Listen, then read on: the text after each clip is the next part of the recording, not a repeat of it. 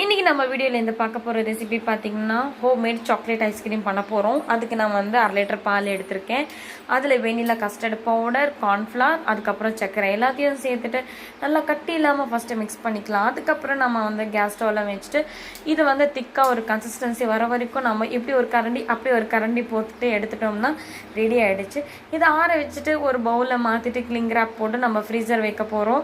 So ஒரு 4 மணி நேரத்துக்கு அப்புறமா ஓப்பன் பண்ணி பார்த்திங்கன்னா நல்லா கட்டி ஆகிடுச்சு.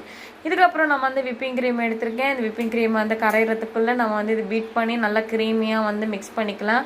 ஸோ பீட்டரால் நல்லா பீட் பண்ணியாச்சு. அதுக்கப்புறம் விப்பிங் க்ரீமை வந்துட்டு ஓரளவுக்கு வந்து சாஃப்ட் பிக்காக வந்துட்டு கிளிக் பண்ணிவிட்டு அதுக்கப்புறம் இருக்கிற அந்த மிக்சரை வந்துட்டு நம்ம மிக்ஸ் பண்ணிவிட்டு இது டபுளாக வந்ததுக்கப்புறமா கொஞ்சோண்டு சாக்லேட் மெல்ட் பண்ணி நான் சேர்த்துட்டு இதில் கொஞ்சோண்டு வந்து சாக்லேட் எசன்ஸை நம்ம சேர்த்துட்டு எல்லாமே கம்பைன் பண்ணிவிட்டு நல்லா மிக்ஸ் பண்ணால் டபுள் ஆகிடுச்சு. அவ்வளோதான்.